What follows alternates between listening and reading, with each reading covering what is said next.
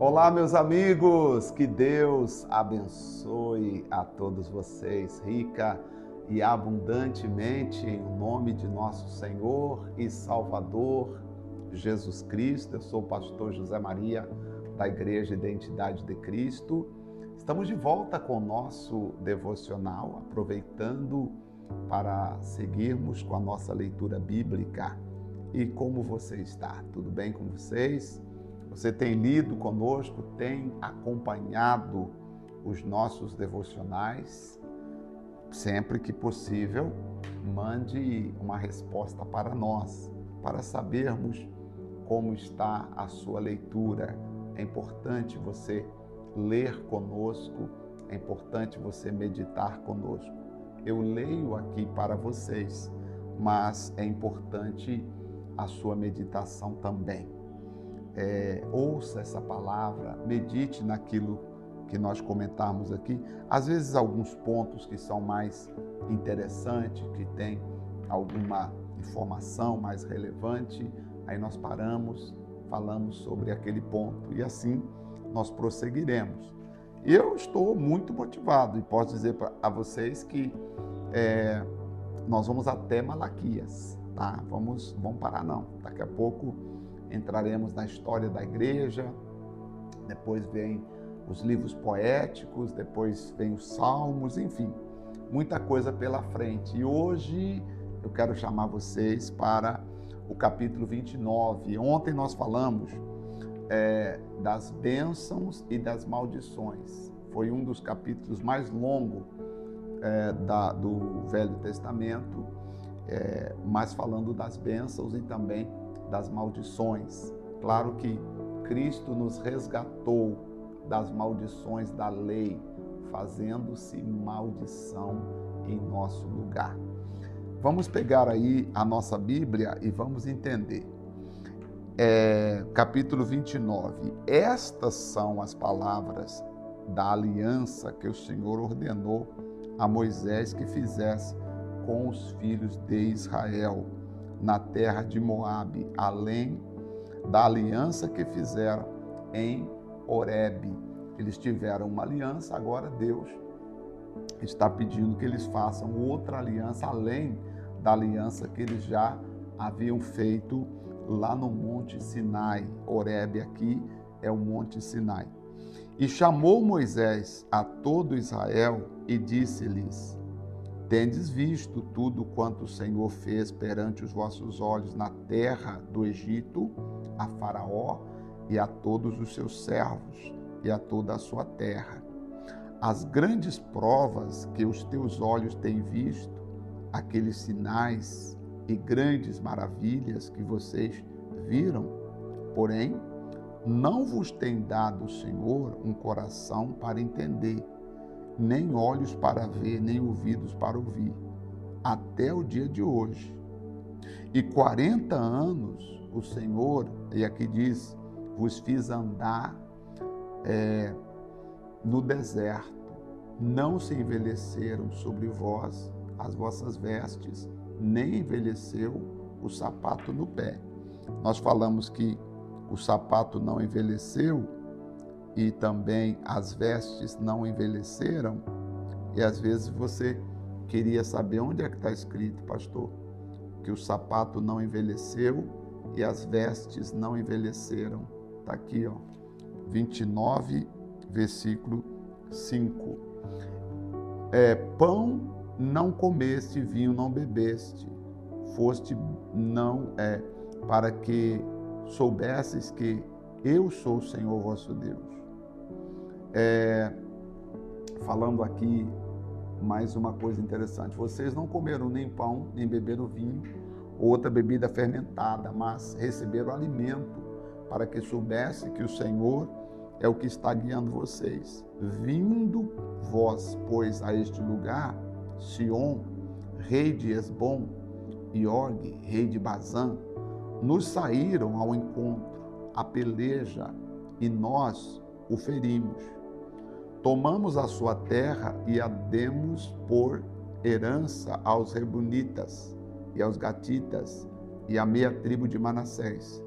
Guardai, pois, as palavras desta aliança e cumpri-as, para que prospereis em tudo o que fizerdes.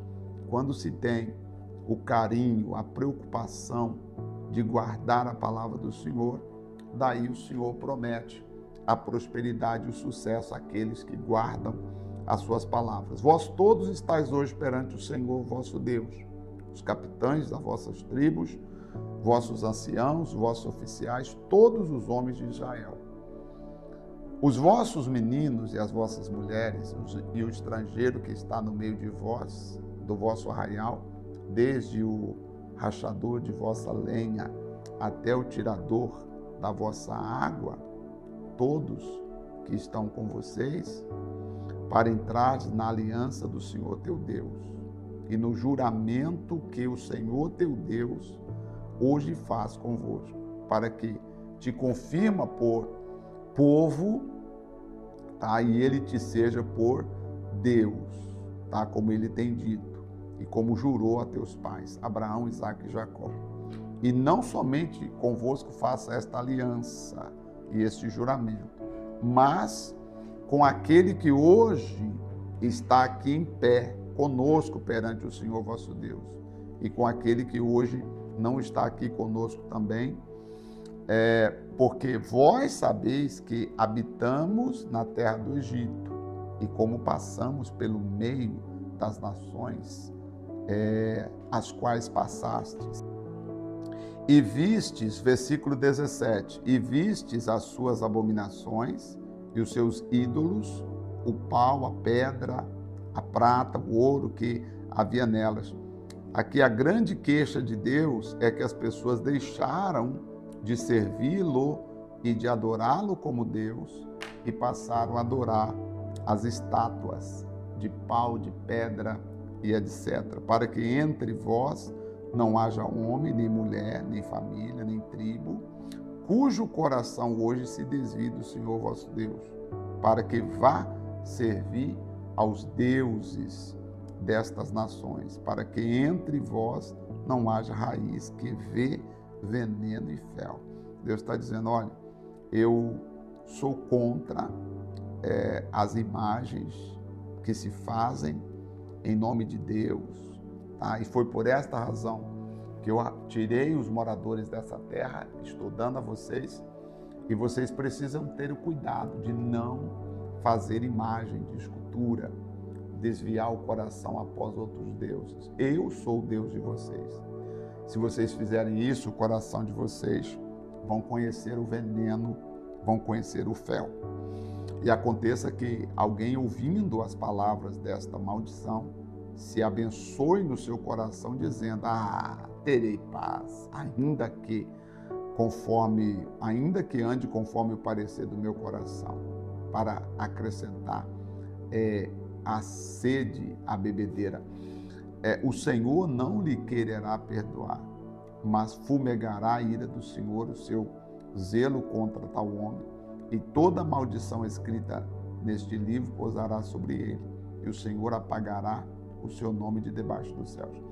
Aqui, sabe o que está dizendo o versículo 19?